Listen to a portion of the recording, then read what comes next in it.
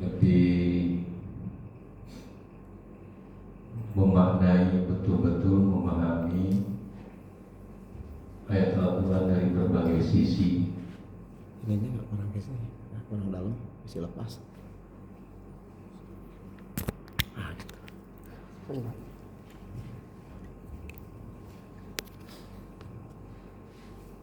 Agar lebih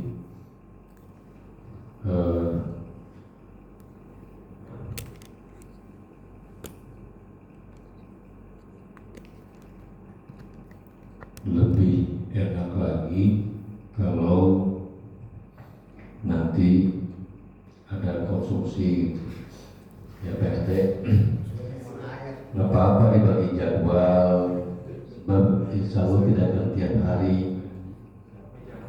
paling 1 minggu ya sekali lah. Ya subuh-subuh 1 minggu bisa 2 kali, Sabtu 3 minggu gitu. Ya Sabtu Minggu lah, kalau Senin saya biasanya mau Senin sudah berangkat. Jadi nanti bagi jadwal Pak Guru. Jadi minggu ini siapa bagian pakso konsumsinya, Sabtu ini, Minggu besok bagian WIB gitu kan. Nah minggu Senin lagi anaknya WIB gitu kan. Jadi pun 1 bulan itu pakso.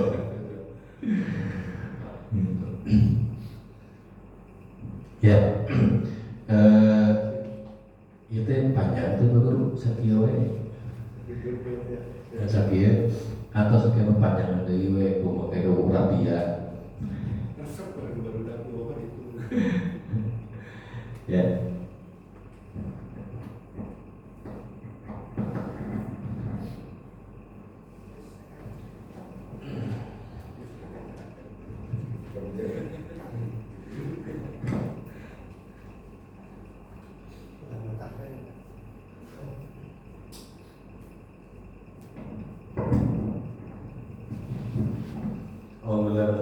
Bismillahirrahmanirrahim.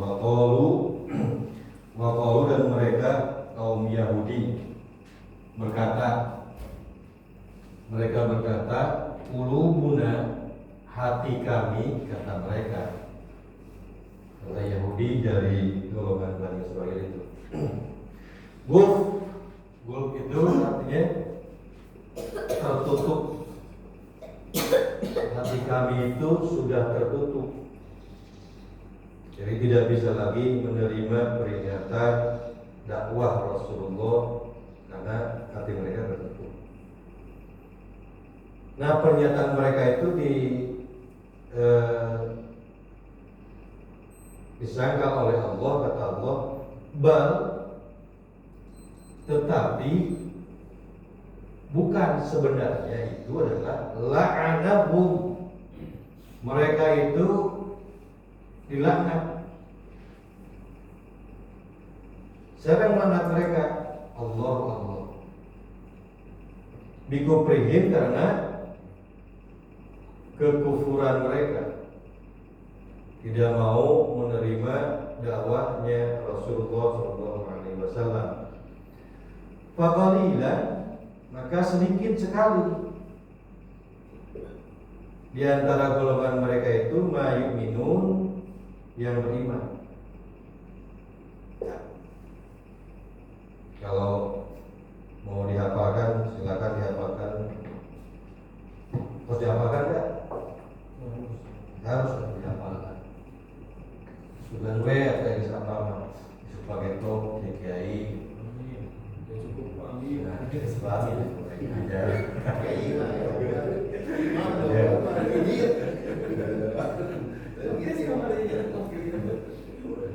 Jadi hati mereka itu sudah tertutup, kata mereka. Jadi ketika Rasulullah datang, mereka berkata, waqalu qulubuna gulf, hati kami itu sudah tertutup. Nah, asbabun nuzul dari ayat ini turun ketika, ini riwayat Ibnu Abbas, berkenaan dengan sikap sebagian dari kaum Yahudi Bani Israil menolak dan membangkang terhadap ajaran Rasulullah SAW. Nah, mereka dengan kata-kata bahwa hati kami itu sudah tertutup, itu bentuk pembangkangan mereka terhadap kehadiran Rasulullah SAW. Wa qalu qulubuna gulf. Jadi ayat makna perkataannya makna kata kunci dari ayat ini, gulf itu artinya asalnya dari aglaf yang punya arti dia tertutup rapat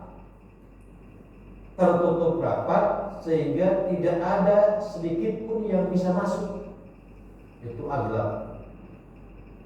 Di lamun imah itu tuh rapat nanti ke karengit oke itu bisa masuk. Itu aglaf. Itu bisa masuk ayah ada bolong celah-celah itu tuh pokoknya mah angin oke dasuk. Angin wae dasuk itu. Kalau murah di rumah, kalau siram wae dasuk, angin wae anu ketinggalan dasuk. Itu aglaf. Geus kacida tertutupna. Menurut Ar-Raghib Al-Asfahani ini menunjukkan kondisi hati mereka itu yang keras dan tidak mau menerima hidayah. Saking kerasnya hati mereka sehingga tidak mau menerima hidayah itu aglaf. Bal la'anahumullah bi kufrihim. Itu kan klaimnya mereka, klaimnya orang Yahudi dan Bani Israel itu bahwa hati kami ini sudah tertutup, tidak bisa lagi menerima hidayah dari Rasul, dari Allah, dan tidak bisa lagi menerima ajakan Rasulullah. Itu klaim mereka kan, karena mereka sudah tertutup, nggak bisa lagi ada yang masuk. Itu klaimnya mereka. Padahal kata Allah, bal bikufrihim bal la'anahumullahu bikufrihim. Allah itu membantah klaimnya mereka dengan menegaskan bahwa sebetulnya bukan hati mereka yang keras, bukan hati mereka yang tertutup, tetapi justru itu adalah laknat Allah. Sebetulnya itu adalah laknat Allah, hukuman bagi mereka.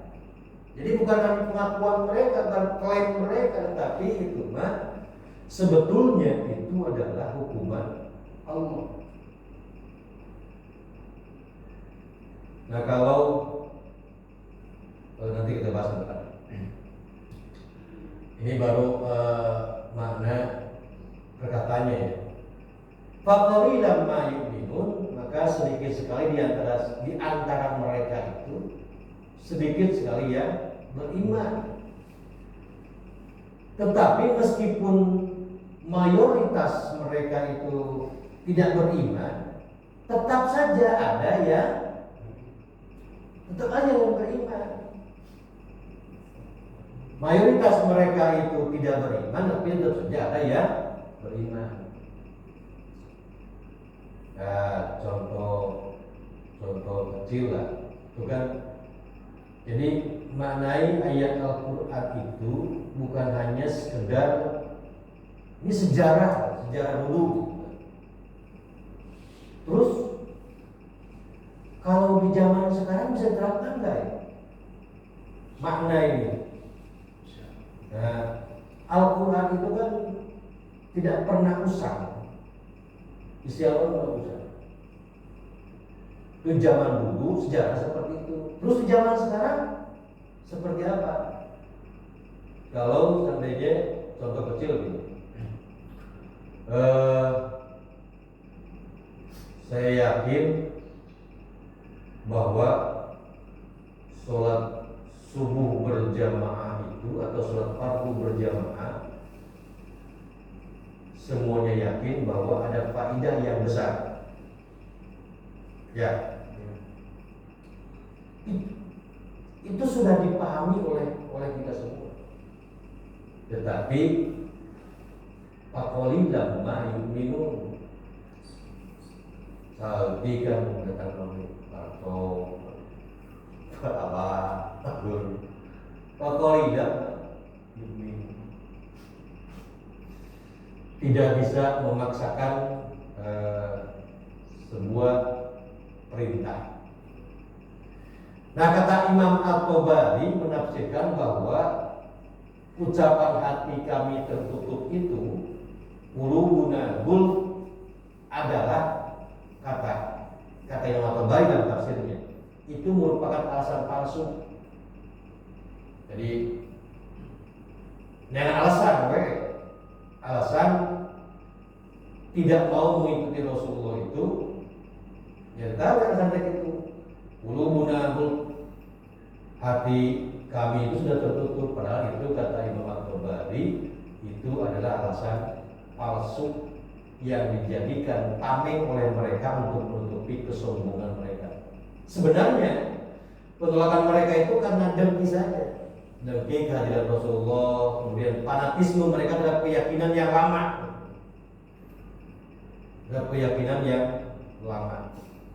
atau keyakinan dari golongan mereka sendiri, sehingga tidak mau menerima lagi dari golongan lain. Itu kan sama saja dengan begini, Pak. Ketika yang ceramahnya orang NU, orang Muhammadiyah nggak mau, lu NU golongan apa? Atau yang ceramah orang Muhammadiyah, orang NU tidak mau dengar karena fanatismenya terhadap golongannya. Tuh kata Imam At-Tabari. Nah, kata Imam Al-Qurtubi lagi menegaskan bahwa hati menjadi tertutup itu karena kufur yang terus menerus.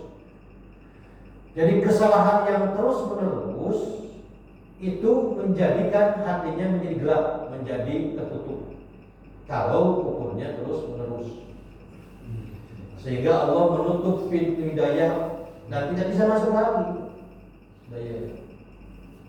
Nah, sebetulnya kata Imam Al-Qurtubi itu adalah bentuk dari hukuman spiritual atau yang disebut dengan al-jaza'u min jinsil amal. Hukuman spiritual keyakinan mereka tidak bisa lagi menerima hidayah, kata Imam Al-Qurtubi. Nah, kata Imam Ibnu Katsir lagi, Imam Ibnu Katsir itu menyatakan bahwa sikap arogan dan keras kepala yang ditunjukkan oleh mereka itu bukan keadaan hati secara fisik sebetulnya, tetapi itu melainkan sikap dan mentalitas mereka. Nah, sikapnya sudah mentalnya seperti itu, jadi sudah tidak bisa lagi diajak lagi untuk menerima ajaran dari Rasul. Itu karena ya sikap mental mereka kan begitu, Bani Israil. Ya contohnya saja yang saudaranya Nabi Yusuf, Pak Guru pernah Nabi Yusuf? Gimana kenalin? Pak Wali Kota dulu, Junjungan Pak Ikan. Nah, itu karena Nabi Yusuf itu saudara yang 7 itu ya. Ketika ingin membawa Nabi Yusuf bermain, kemudian bilang bapaknya, kata bapaknya, hati-hati, ini Yusuf nanti bisa diserang oleh serigala. Muncul kurang, tenang bah, saya tanggung jawab, cek dulu nanti. Aman Yusuf pokoknya mah, muang gunang orang serigala, kusir ke muang gitu. Nah, itu kan di hadapan bapaknya Nabi Yusuf ya. Nabi Hore, Nabi Yakub. Tapi ketika diajak main, sudah Nabi Yusuf bukan ditinggal lagi, diasongkan ke serigala. Nyeun we wadulan kan, yang wadulan bajuna, lalu dikecempungkan karena sumur, terus yang cerita bohong bahwa Yusuf itu dimakan serigala, bajuna pinuhan putih, bikin lopan. Nah, itu kan sikap mentalnya mereka seperti itu. Dari dulu juga, itu kan turunannya Bani Israil dari situ. Dalam ayat itu rekayasa seperti itu ya Bani Israil turunan bukan turunan Nabi Yusuf tapi turunan saudara-saudaranya. Nah, itu saya bahkan 3 nafsi saja lah. Kemudian kita berbicara tentang dari sisi atau dimensi teologis dan filosofisnya, dimensi teologis, teori ketuhanan, ya, teori keimanan, ya, teori keyakinan, ya, dan teori filosofis berpikir secara rasional dalam menerima realitas fakta tentang ayat ini. Jadi ayat ini menggambarkan adanya sebuah fenomena pengingkaran yang sistematis, ya. Jadi secara teologis ayat ini menggambarkan adanya sebuah fenomena pengingkaran secara sistematis. Di pengingkaran secara sistematis itu pengingkaran yang terencana. Jadi memang sudah direncanakan pengingkarannya. Pengingkaran oleh mereka ini terhadap kehadiran Rasul itu sudah direncanakan. Jadi tidak serta-merta. Atau yang disebut dengan sistemik apa itu? Denial. Jadi pengingkaran yang direncanakan sebelumnya sudah direncanakan. Siapa yang tidak tahu akan kehadiran Rasulullah? Tahu. Pendeta saja tahu menggambarkan bahwa akan adanya Rasul terakhir, yaitu Muhammad. Sudah tahu. Nah, karena ada berita bahwa akan hadirnya Rasul, lantas mereka sudah siap-siap dari awal sudah siap-siap karena akan hadirnya Rasul, seorang Rasul yang bukan dari golongan mereka, sehingga rencana inilah yang disebut dengan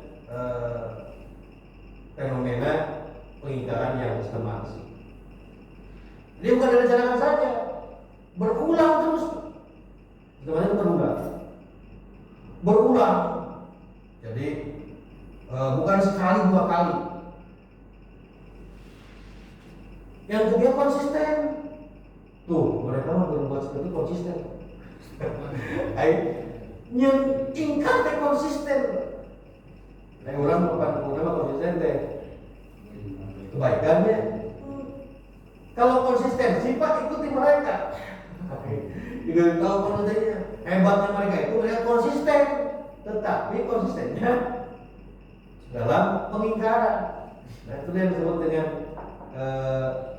fenomena pengingkaran secara sistematis itu dilakukan terus menerus, konsisten dan direncanakan dari awal. Nah, ini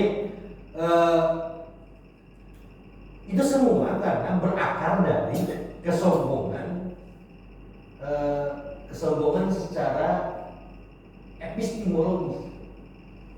Jadi kalau kesombongan secara epistemologis itu dia menutup diri dari argumentasi, bukti dan wahyu karena merasa sudah cukup dengan ilmu yang sudah dapatkan dari golongannya, dari nabinya, sehingga tidak mau lagi menerima dari yang lain. Ya kalau di zaman sekarang ya itulah makanya meskipun ada golongan, meskipun ada organisasi namanya Muhammadiyah, NU atau Persis, nah kalau seandainya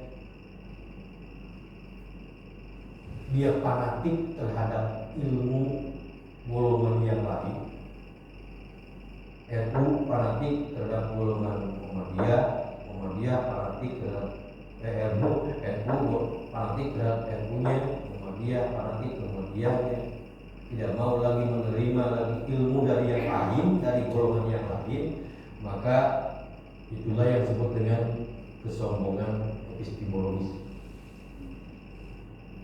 Dia nggak mau lagi menerima pengetahuan. Saya mah ada 10 saya baru lagi. Itu belum tentu bisa dibuktikan kebenarannya. Jadi fanatik itu yang disebut dengan kesombongan epistemologi. Tidak disadari Pak. Benar, kurang, benar saja. Tapi dalam tataran kepengetahuan itu dinyatakan kesombongan epistemologi.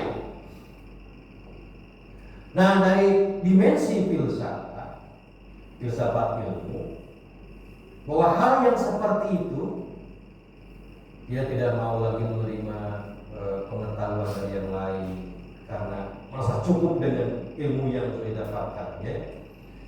Maka dari dimensi filosofisnya itu disebut dengan epistemic arrogance, ya. Yang lebih apa itu? Arogansi. Epistemic arrogance apa? Ya, arogan. Berlebihan. Ya. Jadi epistemic arrogance itu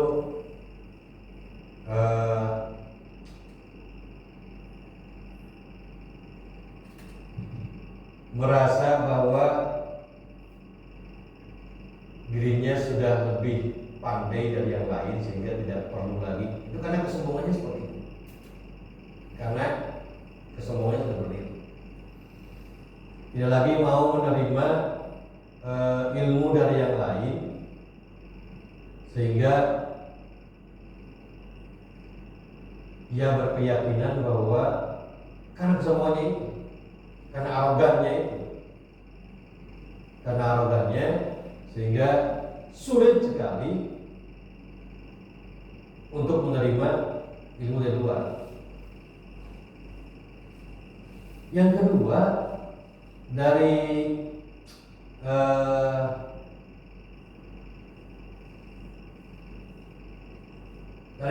dimensi apa?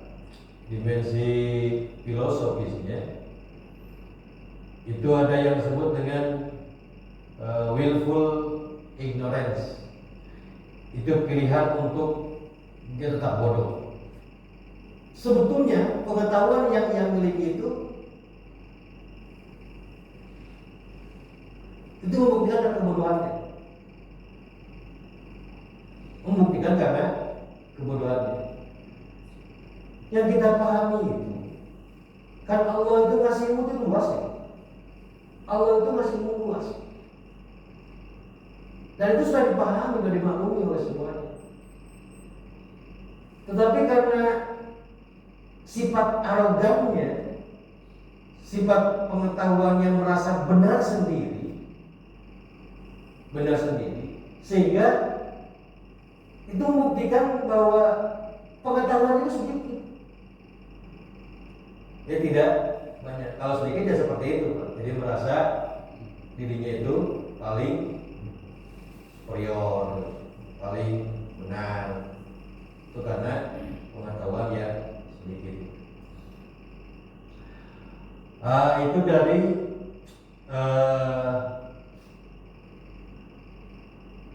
aspek dimensi filosofisnya. Kemudian bagaimana relevansi sosialnya ayat ini, relevansi sosial dan hukumnya. Di ayat ini menjadi peringatan, sebetulnya ini menjadi peringatan keras bagi siapa saja sebetulnya. Makanya kenapa Pak perlu menggali ayat Al-Quran satu persatu? Itu karena sebetulnya dalam satu ayat Al-Quran itu mengandung banyak makna yang orang tidak pernah tahu di sini. Isi ayat Al-Quran itu tidak pernah tahu. Nah, hese itu terjemahkan murah mana? Terjemahkan oleh hese-nya. Terjemahnya susah, kecuali orang-orang tertentu yang bisa menerjemahkan. Tapi kan orang tertentu itu nggak banyak. Kayak Saperu kayak sebarang jiwa.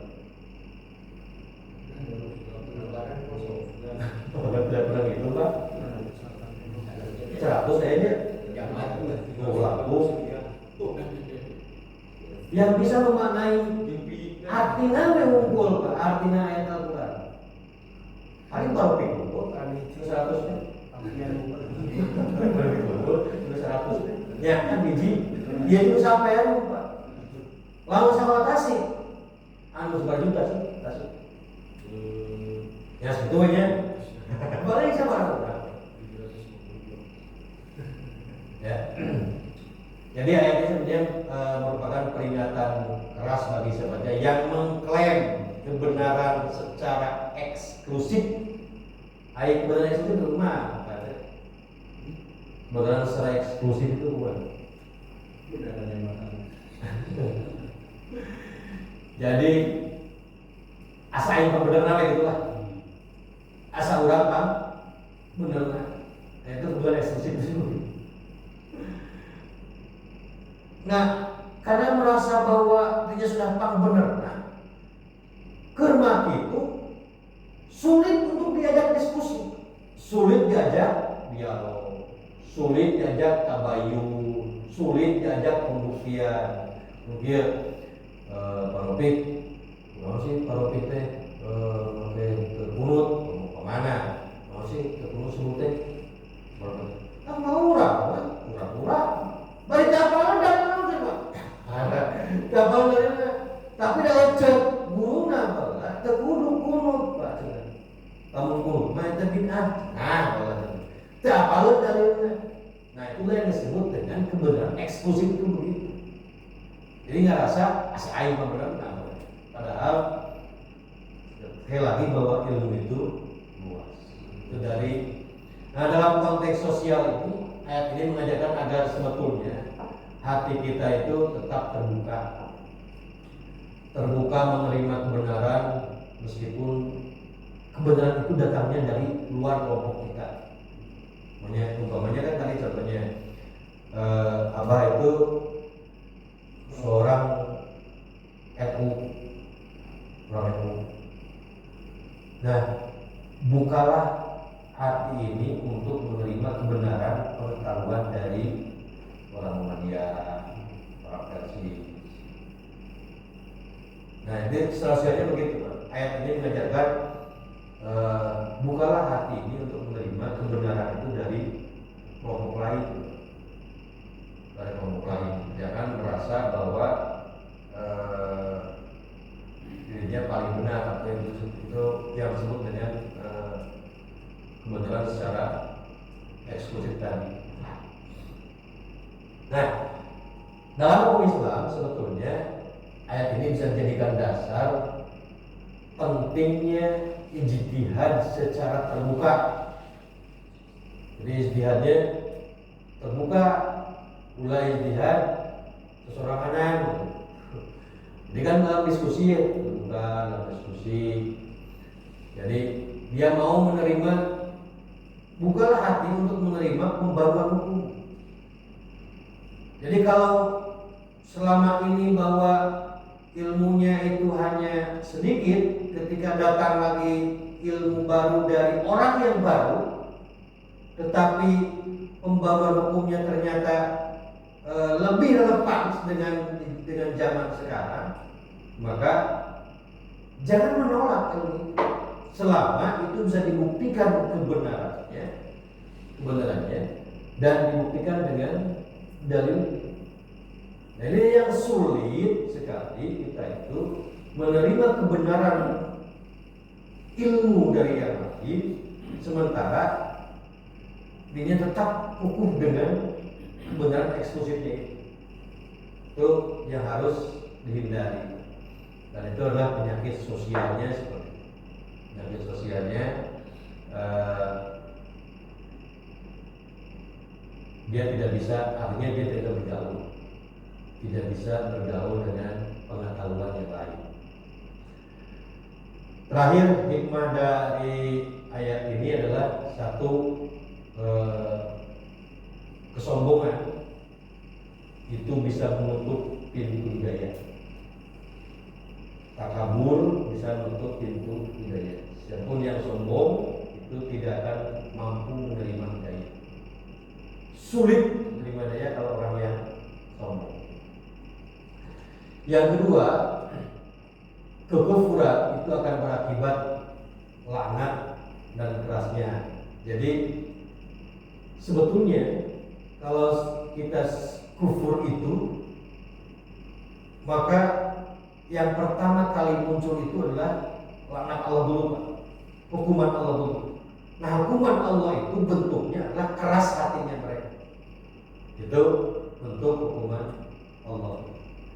Jadi yang kufur langsung dibalas oleh Allah dengan apa?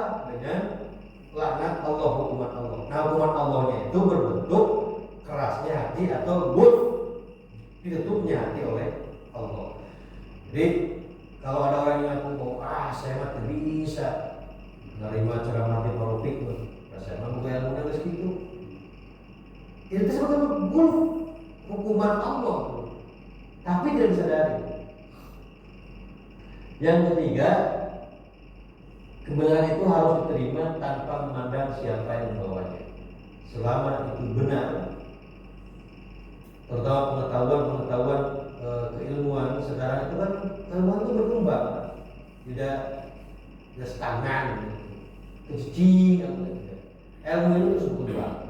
Nah, karena ilmu itu terus berkembang, maka siapa yang membawa ilmu tapi membawa ilmunya kebenaran secara umum, maka terimalah ilmu itu, jangan menutup diri, yang menutup hati. Sebab belum tentu apa yang kita pertahankan itu benar secara hakiki. Ada aja ya. Seberapa menit? Pak. Jamnya. Itu aja lah yang bisa sampaikan pagi ini. Kita akan mencoba menggali itu secara komprehensif supaya lebih mengenal lagi makna dan hikmah dari satu ayat Al-Quran. Ini kalau digali itu panjang. Satu ayat Al-Quran kalau digali itu panjang. Cuman kalau sampaikan kembali kan paling 10 menit ya. Nanti kita coba memahami Al-Quran secara utuh supaya lebih mengenal makna. Itu saja sampaikan pagi ini. Mohon maaf atas segala kesalahannya. Assalamualaikum warahmatullahi wabarakatuh. Jangan lupa nanti konsultasinya dijadwal.